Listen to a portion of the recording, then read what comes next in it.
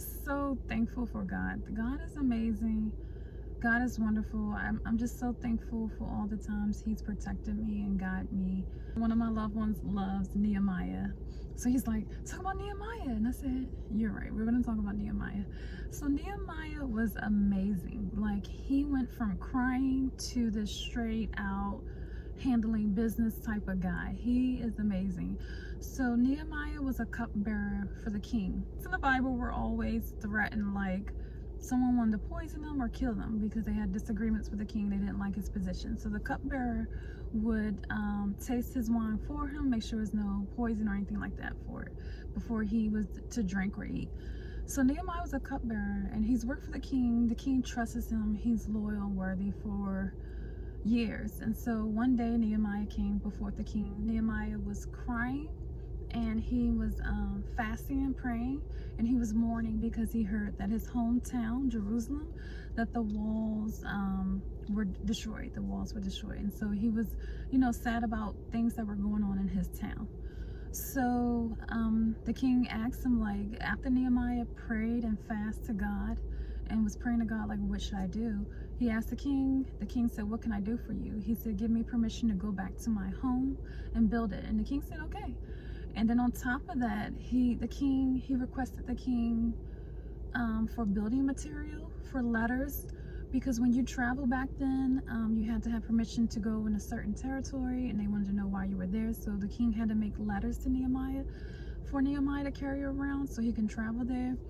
And then when Nehemiah got there, he had a lot of threats against him. They wanted to kill him. They were like, what are you guys doing here? Why are you building this wall? They wanted to kill these Nehemiah and the people who were helping him build the wall. It wasn't hired work. It was just random people who came together to rebuild the wall of Jerusalem. And so Nehemiah said, okay, we're going to put guards out. So he had guards stationed, and he was very smart and wise about it. The parts of the wall that was very low, he had a guard there. Also, people who were building, they told them to keep their swords at their belt. The people that were moving stuff around, they said you can move things around but have your sword in your hand, a weapon in your hand while you're moving it around. So they were ready. They were like, you're not going to threaten us. You're not going to tell us we can't do this. God is with us. We're going to get this done. And if you do come to threaten us, we're going to protect ourselves. And so they had weapons and guards while they were rebuilding the wall of Jerusalem. Then they sent, I want to say letters. Yeah, they sent 4 letters to Nehemiah, like, hey, come meet us over here. We wanted to talk to you. But Nehemiah was smart. He knew they were trying to murder him. They were so mad at Nehemiah making a movement, making a change, being able to have the ability to gather a bunch of people to get this done. They were so threatened by him, they wanted him dead. But Nehemiah was smart and told them the same lines for 4 times. Nehemiah never said, I know you want to murder me. He said, oh, I'm too busy with the wall. I'm sorry, I can't meet you type of stuff. And he just repeated the same thing. He knew it was a trap. But Nehemiah was not falling for it. And then the next thing they did was try to start a rumor. They said, someone sent them a letter that says, oh, we know you're trying to be the new king of Judea. You're trying to take over. And Nehemiah said, you made that up in your own mind. That's in the Bible. He said, you made that up in your own mind. You're trying to be foolish. You're trying to start stuff. I'm just here to build a wall. Also, Nehemiah found out when he got there that some of the land was taken from people and their children was taken away from them. And Nehemiah was like, just totally baffled about it. Like, why? You guys are brothers. This is our land. We're all related. We're all family. We all come from Abraham. We're all Israelites. We should not be acting like debt collectors and taking land and selling our own children to foreigners. Like, this is crazy.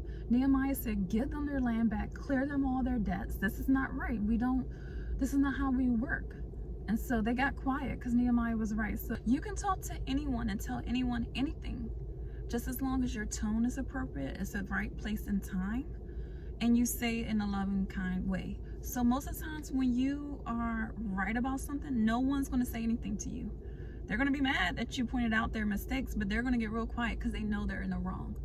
So they decided, okay, Nehemiah, we'll give them their land back and stuff. We'll give them everything back and we'll clear all their debts. So Nehemiah was just amazing. Like Nehemiah, people set traps all the time for people who are going places or have a high calling on their life.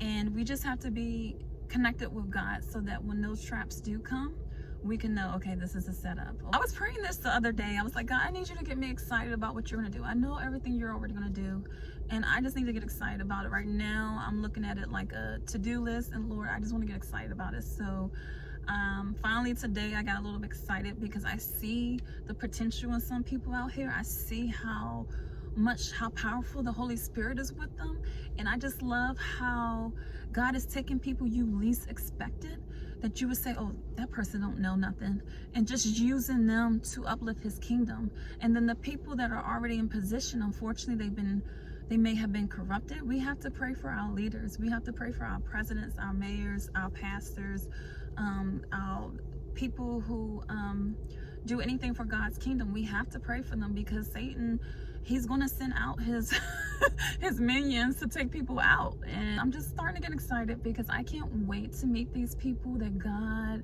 is working on and calling to do great things. I can't wait for people to say, where's your God? I can't wait for him to fully release me, and so I can say, this is where my God is, the God of Israel. Yes, he is real, he's alive, and everything is true in that Bible. You can believe it or not, it is what it is. And that's another thing. God can use people just like he did in the Old Testament today. And people don't think that anymore. They think the Bible is just the Bible. No, it's just your faith. You have to have great faith. The greater your faith, the more he can use you. If you limit God, then he can't do anything. But if you don't have any limits on him, there's a lot of things he can do. So I just hope you guys have a great day. Have fun. Stay prayed up. Pray without ceasing. I know sometimes once I had to pray all day long, and sometimes it's just really uncomfortable when you feel certain things in the spiritual realm, and you can sense certain things going on, and you wish you couldn't sense it. But it's a part of life, and we just have to keep moving on and just keep praying and praying and just moving on and just asking for God to restore that peace and that strength, and just wait upon the Lord. And I just hope you guys take care. Until next time.